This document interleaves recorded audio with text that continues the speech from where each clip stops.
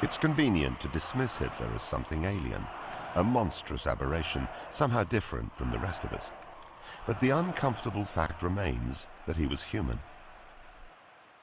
Despite being the most written about and filmed individual in history, he remains a shadowy figure, lost amid flickering newsreel footage, overshadowed by the horror he unleashed.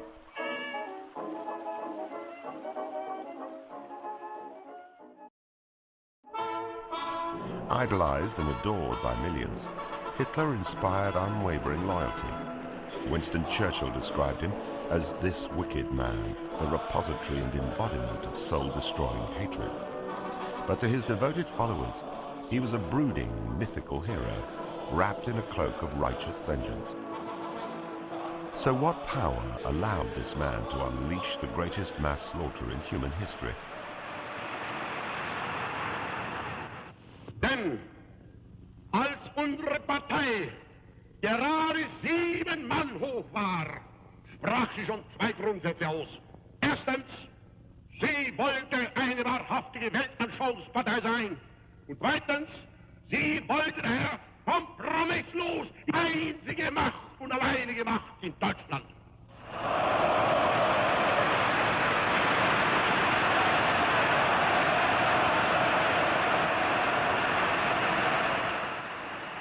A mesmerizing speaker, it was with words that Hitler transformed Germany from a republic to a brutal dictatorship. It was with words that he led his country down the path to war. It is through the records of his speeches and conversations that we must seek to understand him.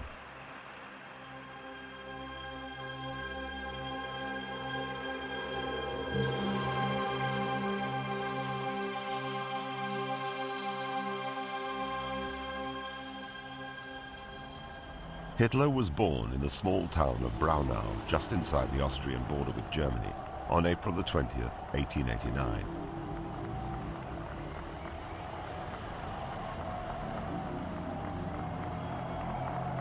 He was the 4th child of Clara, whose first 3 children had not survived beyond infancy. As a result, Hitler's mother was utterly devoted, lavishing him with care and attention. The young Adolf was a restless, lazy, unhappy child, always at odds with his strict authoritarian father, Alois, a minor civil servant.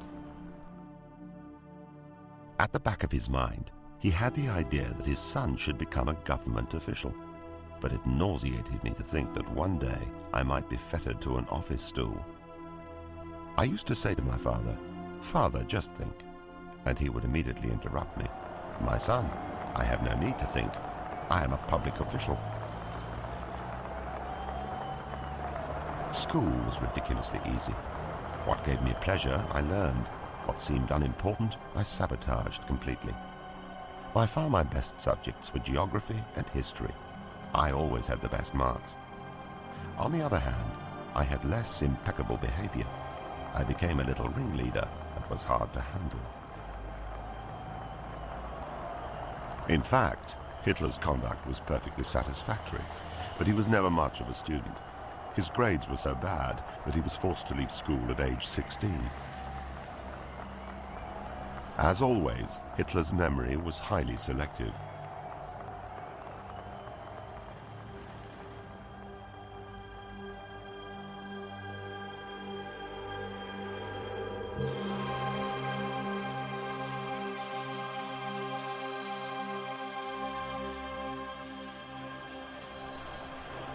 Contrary to his father's wishes, Hitler insisted he wanted to become an artist.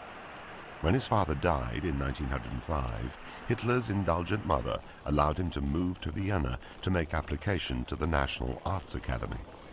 But while his work was competent, even interesting, it did not impress the Academy's Board of Governors, and his application was rejected.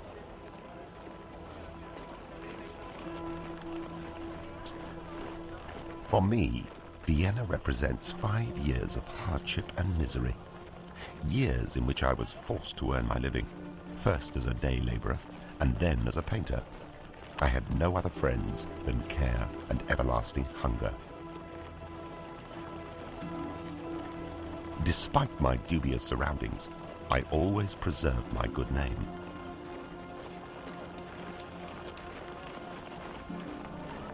Hitler drifted from one flophouse to another, without friends or interests, living on a small orphan's pension and what money his mother could send him.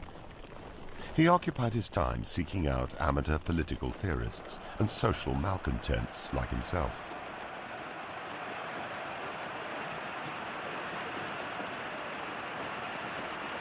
He grew intolerant, hating smoking and drinking, Marxists, military officers, the educational system that had rejected him, and the Jews.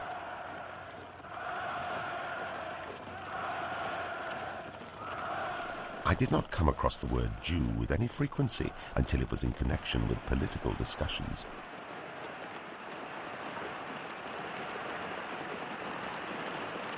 The fact that Jews had been persecuted turned my distaste at unfavorable remarks about them into horror. Then, one day, as I was strolling through the inner city of Vienna, I encountered an apparition in black kaftan and black hair locks. Is this a Jew? To be sure, they had not looked like this in Linz. I bought my first anti-Semitic pamphlet, but the accusations seemed so monstrous. Then, wherever I went, I began to see Jews. And the more I saw them, the more they became distinguished from the rest of humanity. My ideas with regard to anti-Semitism was the greatest transformation of all. I no longer avoided discussion of the Jewish question. Now I sought it. Gradually I began to hate them. I had ceased to be a weak-kneed cosmopolitan and became an anti-Semite. I had come to Vienna to observe three important problems: the social question, the race problem, and finally, the Marxist movement. I left Vienna a confirmed anti-Semite, a deadly foe of Marxists, and pro-German in my politics. Since then, I've had to learn little and have altered nothing. By his own admission, aged 23, Hitler had learned all he ever needed to know.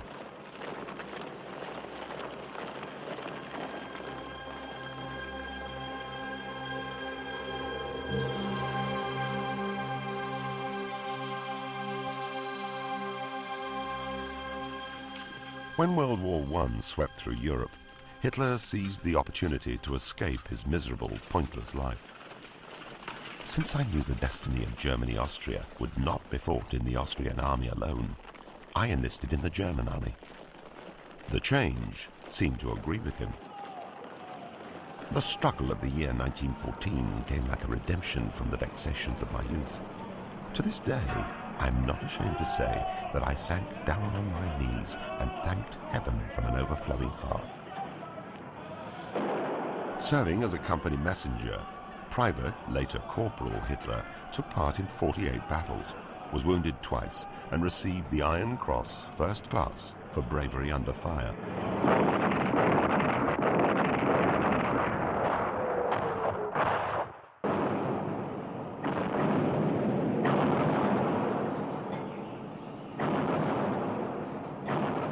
Hitler did not, however, make any friends. Brooding in the trenches, he would fly into rages, ranting to his fellow soldiers about the communists and Jews. In October 1918, he was temporarily blinded in a gas attack.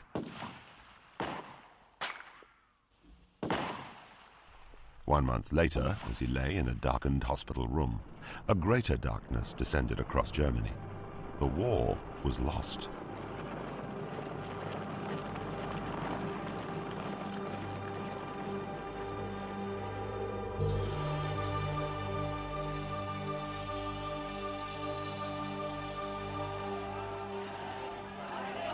At the end of the war, many of Europe's great monarchies disintegrated. In their place came anarchy, military collapse, and social breakdown. Germany teetered on the brink. Swathes of border territories were confiscated by foreign powers. The country was stripped of its military and crippled by war debts. Communists, monarchists, and the unemployed took to the streets. Germany was plunging toward anarchy. Hitler, still technically in the army, was assigned to spy on the more dissident groups. One of them, calling itself the German Workers' Party, had only 25 members, but it captured his attention. This absurd little organization with its few members seemed to possess the advantage that it left the individual an opportunity for real personal activity. The smaller the movement, the more readily it could be put into proper form. Hitler joined the group, and in less than 6 months became its primary spokesman, where his natural gift for public speaking drew ever larger crowds. By early 1920, it was attracting 1,000 people. Within a year, Hitler had imposed himself as chairman of the group and changed its name to the National Socialist German Workers' Party, or NSDAP, commonly called the Nazis. He also adopted the swastika as the party emblem. I remember in 1923, the first time I spoke in a hall that could hold more than 2,000 people. I told them, in the masses, a great energy is slumbering, and it only awaits the man who will summon it from its slumber and hurl it into the great battle for the destiny of the German race. Only months later, the German economy finally collapsed. Inflation soared. It became cheaper to burn paper money than buy firewood.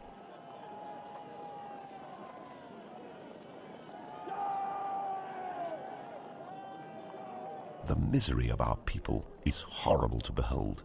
Millions are unemployed and starving. The whole middle class has been impoverished. When this collapse finally reaches the German peasant, we will be faced with an immeasurable disaster. To unemployed workers, Hitler preached the evils of capitalism, while to capitalists, he insisted he was anti-communist. At all our meetings, I had party members in the audience with orders to interrupt along carefully prepared lines to give the impression of a spontaneous expression of public opinion. These interruptions strengthened the force of my arguments. Hitler also organized a motley crew of street thugs and bullies he called the SA, or brown shirts.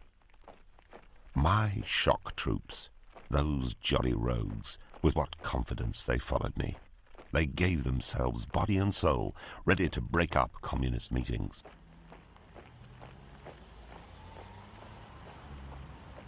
I ordered them to treat our opponents roughly and chucked them out of our meetings. I disorganized the meetings of other parties by sending members of our party in the disguise of ushers, but in reality with instructions to riot and break up the meetings. As for their assumed brutality, they were simply somewhat close to nature.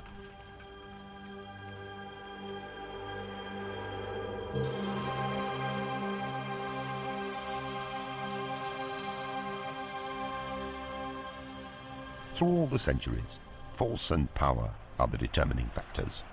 Only force rules. Force is the first law. If you wish to lead a people successfully through a difficult period of history, you must have no doubt that any individual who either actively or passively excludes himself from the activities of the community must be destroyed. Extremes must be fought with extremes. We must be, on principle, the most fanatical nationalists. A nation's economic life depends on the strength of a national state.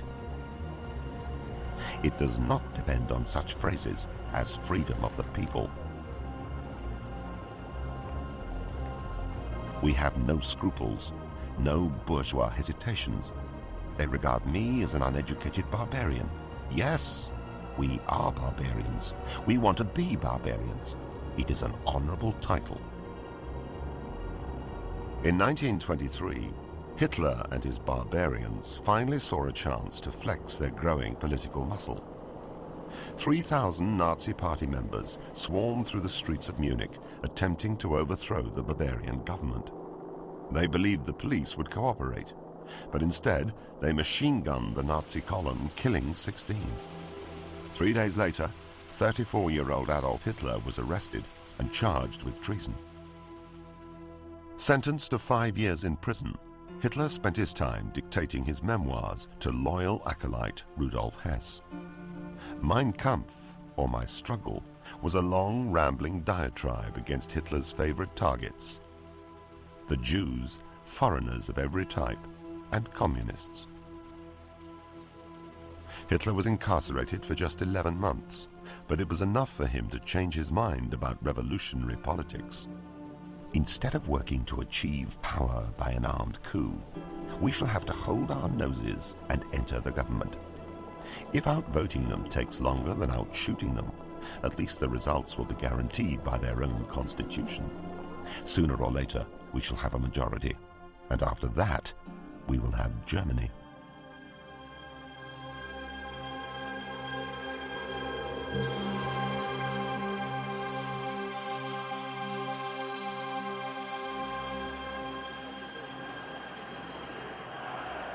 Thanks to Hitler's fiery rhetoric, the party's new populist tactics, and the ever-deepening German economic crisis, Nazi Party membership swelled from 27,000 in 1924 to nearly 180,000 4 years later.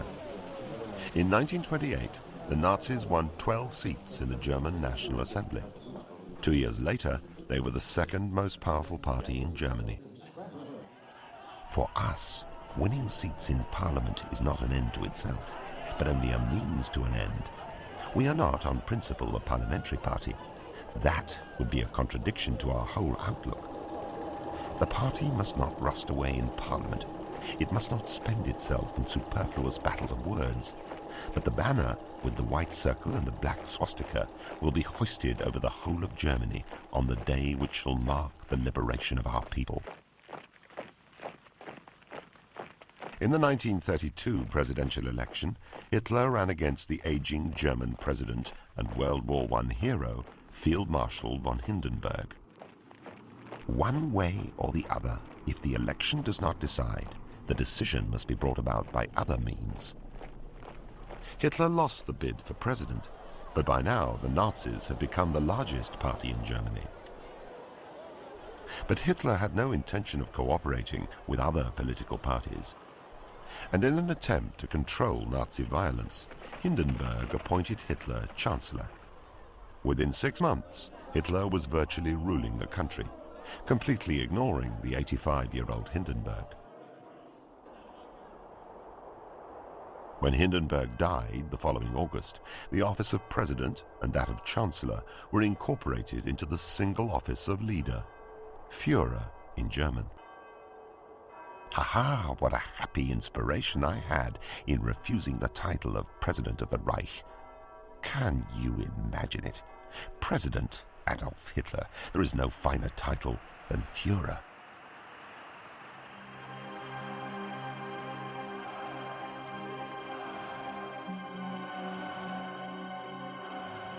Now, if anyone tries to impose conditions on me, I shall say to him, just wait and see what conditions I impose on you. I alone lead the movement. No one imposes conditions on me. It had taken just 10 years for Hitler to rise from a petty political agitator to absolute master of Germany.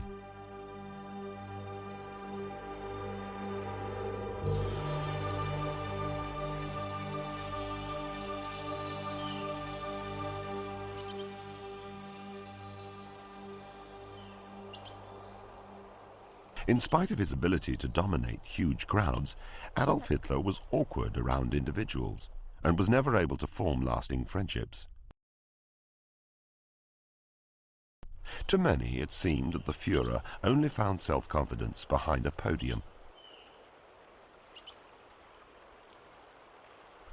At formal occasions, he fidgeted constantly, tugging at his clothes and wringing his hands. To disguise his awkwardness, Hitler often resorted to being rude. On one occasion, an admirer asked the Führer how he greeted foreign ambassadors at a reception. "It is very simple. I look him straight in the eyes until he loses his composure. Then I ask, Does the Berlin climate agree with your excellency? And while he stammers an answer, I've already moved on to the next person. Hitler, however, was particularly fond of women, and they of him. They rhapsodized over his blue eyes. What lovely women there are in the world. My particular tragedy is that as head of state, I always have the most worthy ladies as my dinner partner. I'd rather go and pick up some pretty little typist or salesgirl. The greater the man, the less important the woman. Still, Hitler insisted that women should be respected. The state of society in which women were regarded merely as slaves would be a clear regression for humanity. In prehistoric times, matriarchy was a fairly widespread form of social organization. But Hitler had his limits. I detest women who dabble in politics, and if their dabbling extends to military matters, it becomes utterly unendurable. In no section of the Nazi Party has a woman ever had the right to hold even the smallest post.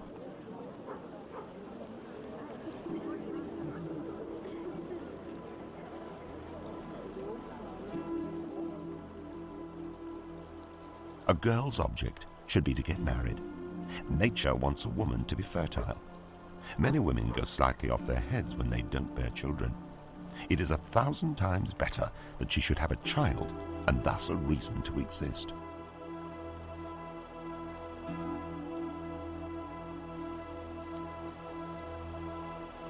Most of the women in Hitler's life came from backgrounds as humble as his own.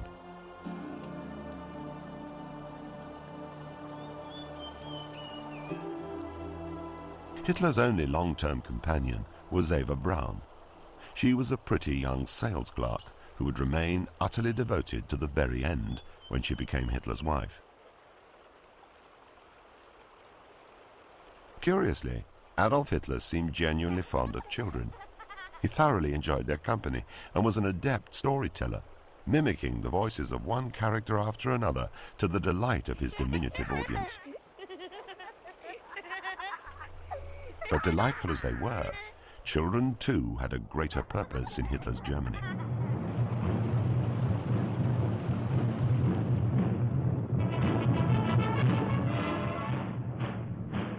The Hitler Youth was an organization modeled on the Scout movement. But Hitler Youth were taught to throw hand grenades and swear undying allegiance to their Führer and the Nazi Party. I am very pleased to see how we bind the youth of German land with ever closer bonds to National Socialism and the German way of thought.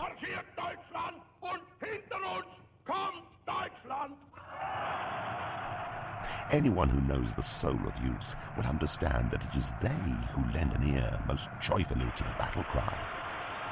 Youth go on working and working for an idea, regardless of anything the older generation does to stop them.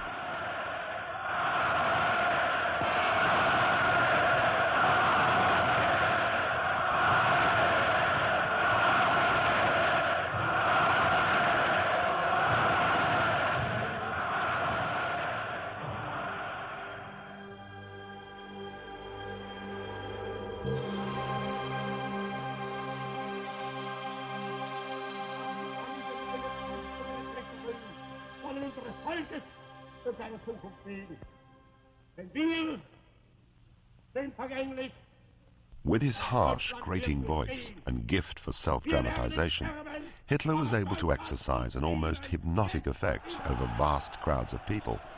But his success wasn't down to just technique. It was what he said. Like many political leaders before and since, Hitler found that a fast, effective way to unite people was to find a common enemy.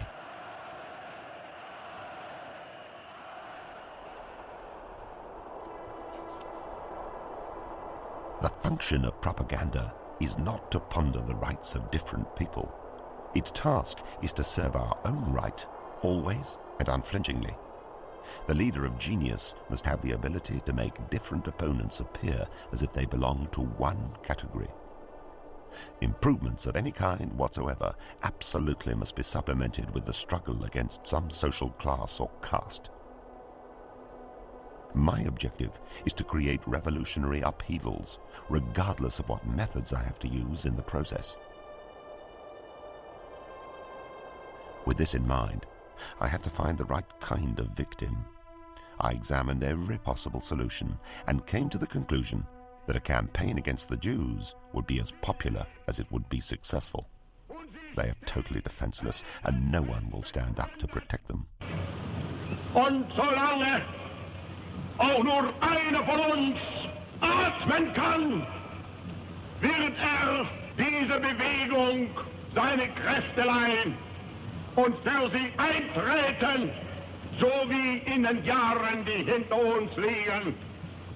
Dann wird vor Trommel die Trommel kommen, zur Fahne die Fahne, dann wird vor Gruppe die Gruppe stoßen, zum Gau der Gau, und dann wird endlich diese gewaltige Kolonne der geeinten Nation nachfolgen, das früher zerrissene Volk. Always beginning in hushed tones, Hitler's speeches built, in a matter of minutes, to fanatical tirades. Inevitably, when he reached this point, members of the audience began to faint. Pleased as he was with the results, Hitler despised the masses as sheep or cattle to be led blindly. All propaganda must be popular, and its intellectual level must be adjusted to the most limited intelligence. Consequently, the greater the mass it is to reach, the lower its intellectual level will have to be. Propaganda must avoid intellectual demands on the public. People need wholesome fear. They want to fear something. They want someone to frighten them and make them shudderingly submissive. Terror is absolutely indispensable in founding a new power.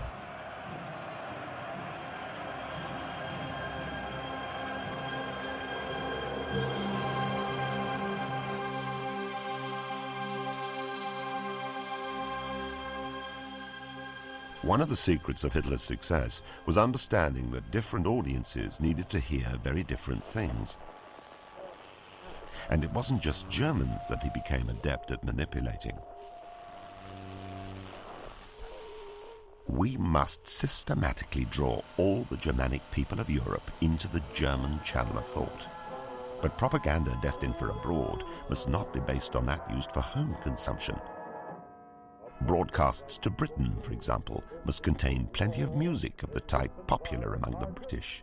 This way they will acquire the habit of listening to it more and more. As the old saying goes, little drops of water will wear away the stone. During the early years of his dictatorship, the image Hitler projected to the world beyond Germany was that of a reasonable man struggling to rebuild his shattered nation.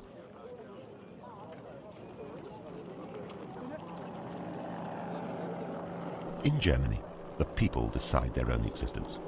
They determine the principles of government. For the first time in German history, we have a state which has abolished absolutely all social prejudices.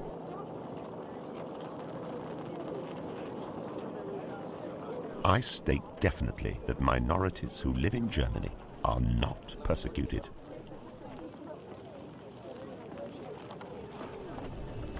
Class prejudices can't be maintained in a socially advanced state like ours.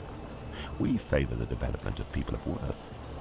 The party should enable the poorest child to lay claim to the highest functions, if he has the talent. Our duty is to teach men to see whatever is lovely and truly wonderful in life, and not become ill-tempered and spiteful. Enjoy what is beautiful, and avoid anything that might do harm to people like ourselves.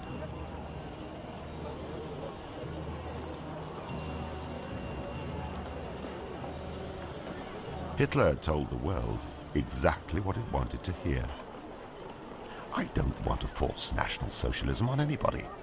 If I'm told that some countries want to remain democracies, very well, they must remain democracies at all costs.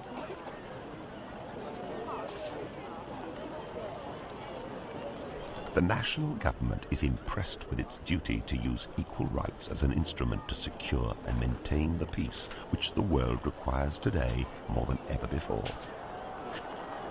My party comrades will not fail to understand me when they hear me speak of universal peace, disarmament, and mutual security pacts. Hitler's cynical platitudes were lapped up by nations refusing to face their worst fears. But Hitler's party comrades were well aware of what Hitler really thought.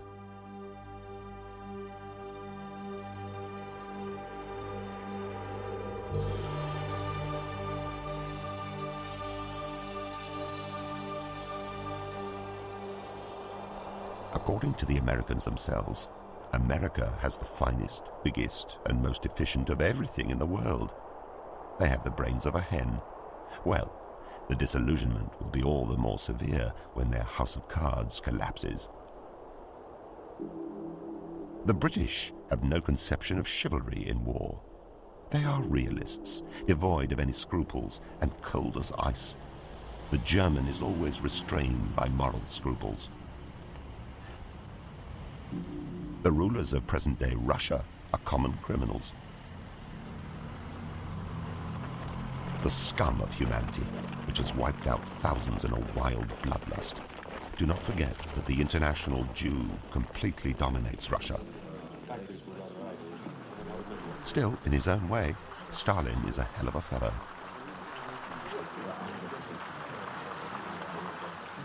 Hitler's venom even extended to his few allies. The touchiness of the Italians comes from an inferiority complex. It is the touchiness of a people with a guilty conscience. Hitler's bigotry wasn't restricted by mere nationality. Religion was a favorite target. Christianity is the invention of sick brains. It promulgates inconsistent dogmas and imposes them by force. The mere sight of one of these abortions in a cassock makes me wild.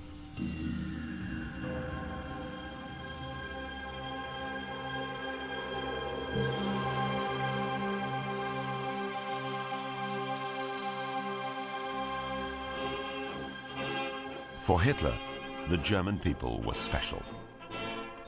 The German people have made moral law the governing principle of all action.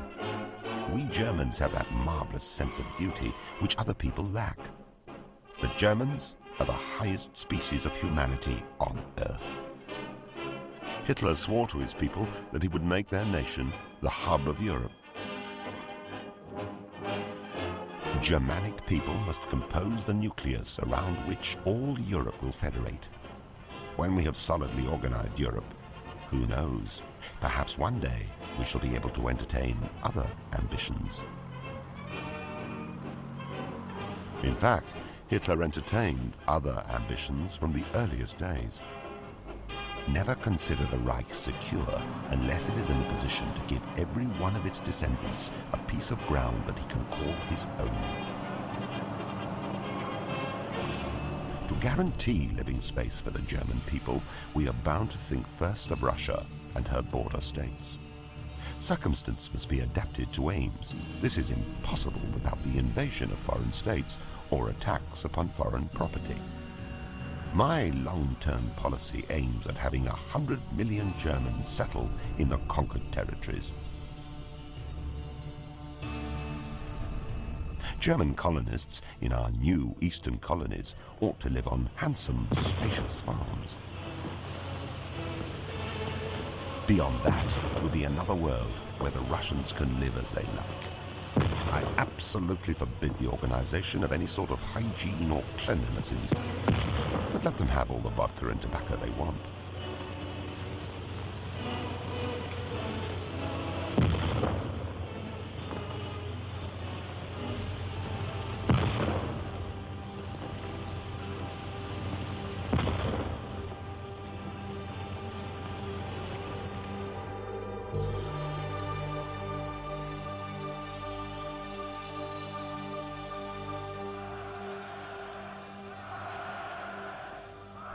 Unfortunately for history, Hitler was no mere idle procrastinator. As soon as he took power, he turned his words into action, and the world was changed forever. Germany can only be saved through action. A government needs power. It needs strength. It must, with brutal righteousness, press through the ideas which it recognizes to be right.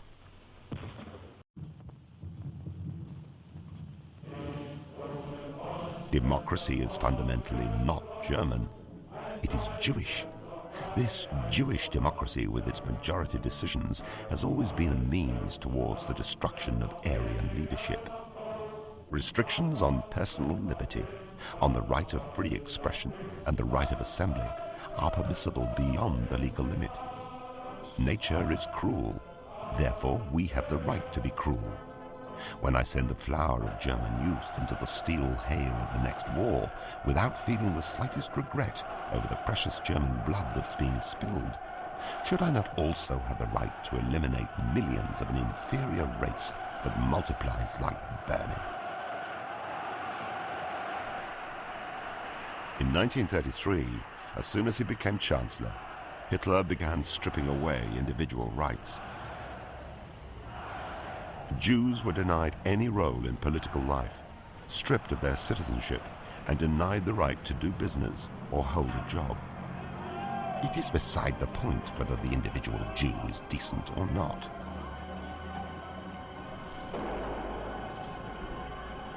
My first task will be the annihilation of the Jews. I will have gallows built in rows. Jews will be hanged indiscriminately, and they will remain hanging until they stink. As soon as they've been untied, the next batch will be strung up until the last Jew has been exterminated. It is a shameful spectacle to see how the whole democratic world is oozing sympathy for the poor, tormented Jewish people.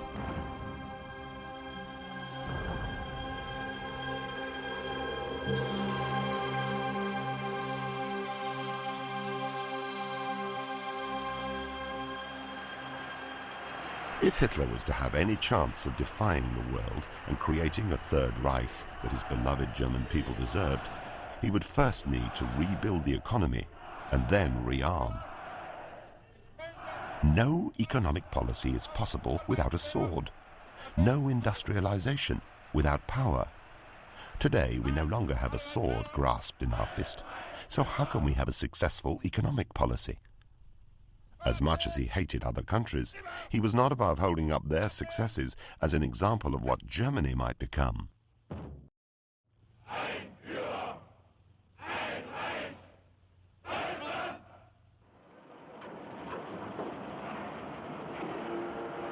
In America, everything is machine-made, so their workers need no specialized training, and they are therefore interchangeable.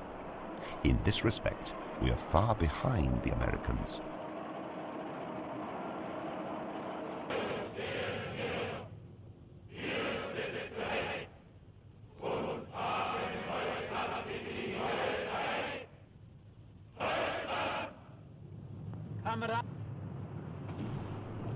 To help lift Germany out of the Depression and demonstrate his interest in the German people, Hitler undertook a massive public works project to construct 1,500 miles of new highways and a scheme to provide inexpensive automobiles.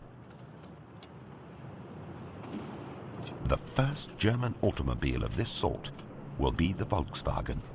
It is the car of the future.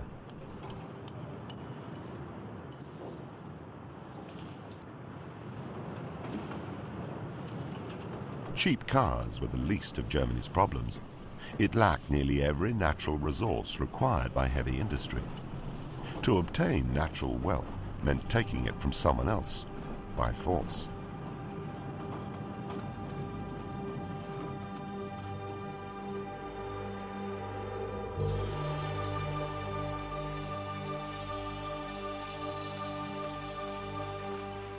Originally, war was a struggle for pasture land. Today, it is a struggle for the riches of nature. By virtue of inherent law, these riches belong to him who conquers them. The law of natural selection justifies this incessant struggle by allowing the survival of the fittest. Hitler began rearming his country in open defiance of the Treaty of Versailles, which had disarmed Germany at the end of the First World War.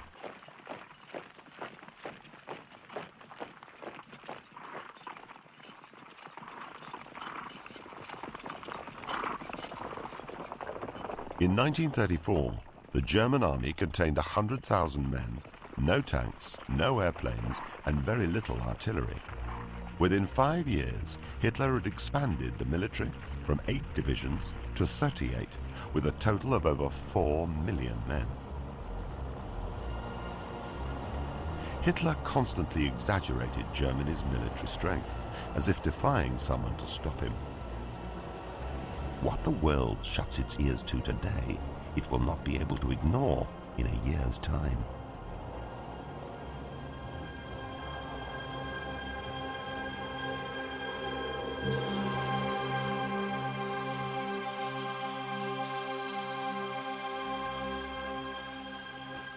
Despite his threats and posturing, Hitler knew Germany could not survive a prolonged war. Its limited natural resources and the threat of a naval blockade imposed by Britain demanded something new, something that would be fast and devastatingly effective. In war, the soldier who achieves the greatest success is the one who has the most modern technical means at his disposal, not only in battle itself, but also in the field of communications and supply. The important thing is to have technical superiority in every case. We must meet the enemy with novelties that take him by surprise, so we can continually retain the initiative. This new, highly mobile and technologically advanced army would engage the enemy in a series of fast, hard-hitting strikes designed to take the opposition off guard and keep them that way.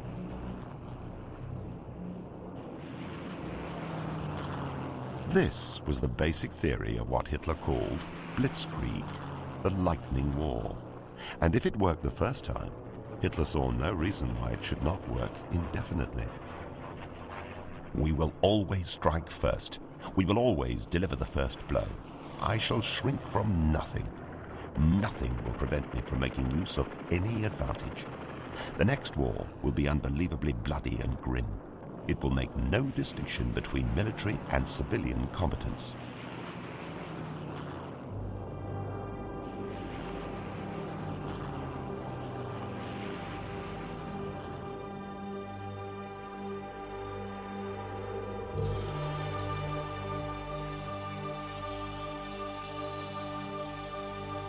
Germany is entirely ready to renounce all offensive weapons. Germany is prepared to agree to any solemn pact of non-aggression. As a strong state, we are ready to embark on a policy of understanding with the world around us. We want nothing from others. We have no wishes or demands. We want peace. While Hitler talked peace, the army prepared war. On February the 27th, 1936, German forces entered the Rhineland, Germany's former industrial heartland, which had been divided between France and Belgium after the Great War. Again, Hitler spoke to the world and awaited Europe's reaction. Now that complete German sovereignty and equality have been restored to the Rhineland, with all my heart I hope that the intelligence and goodwill of responsible European governments will succeed in preserving peace for Europe. Peace is our dearest treasure. France, Belgium, and Great Britain did nothing. Privately, Hitler was deeply relieved. The 48 hours after the march into the Rhineland were the most nerve-wracking in my life.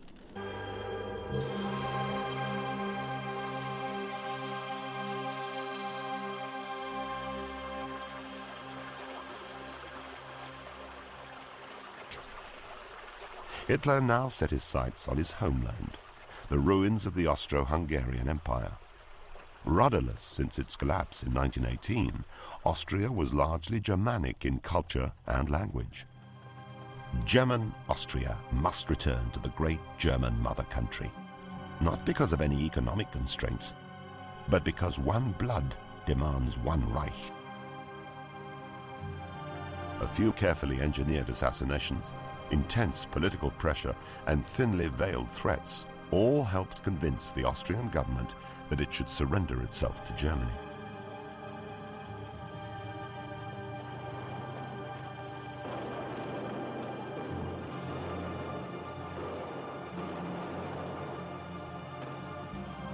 On March the 11th, 1938, German troops rolled across the border.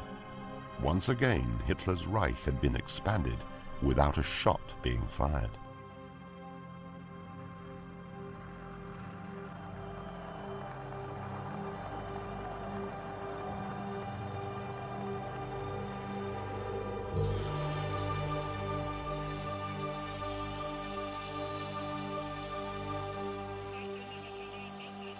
Gambling that virtually no amount of aggression would rouse England and France, Hitler began publicly agitating for his next conquest, the Sudetenland. 42,000 square miles of former German territory ceded to Czechoslovakia at the end of World War I. Once the Sudeten problem is settled, it will be the last territorial demand I have to make in Europe. I hope that in a few days the problem will finally be solved, and we shall have occupied all the areas which belong to us. Thus, one of Europe's most serious crises will be ended.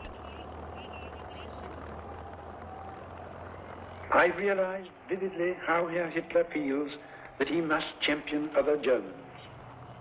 He told me privately, and last night he repeated publicly, that after the Sudeten-German question is settled, that is the end of Germany's territorial claims in Europe.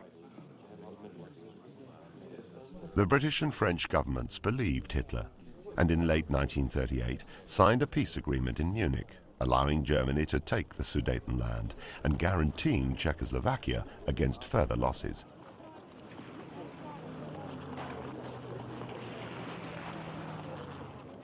While all Europe celebrated what the British Prime Minister called peace in our time, Hitler was candid with his inner circle. It is my unalterable decision to smash Czechoslovakia by military action in the near future. The Czechs are inferior. It is enough for a Czech to grow a moustache for anyone to see from the way the thing droops that his origin is Mongol. But Hitler remained cautious. I will take action against Czechoslovakia only if I am convinced that France, and therefore England, will not intervene. In March 1939, only 13 months after Germany annexed the first of its lost territories, a terrified Czechoslovakia surrendered to Nazi Germany without military action.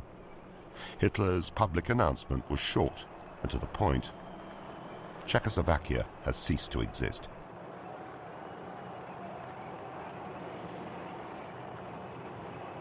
Hitler's seizure of Czechoslovakia just 4 months after guaranteeing its safety was not the last treaty Hitler would discard that year. Flushed with success and the refusal of Czechoslovakia's allies to come to her aid, Hitler immediately set his sights on neighboring Poland, with whom he had signed a non-aggression pact 5 years earlier. But long before Hitler signed his pact with the Poles, he had harbored a seething hatred for Polish people. The Poles are especially born for hard labor. The people should be used by us merely as a source of unskilled labor. There should be only one master for the Pole, the Germans. All representatives of the Polish intelligentsia are to be exterminated. I would like to kill without mercy all men, women and children of the Polish race or who speak the Polish language. Adolf Hitler was about to open the gates of hell.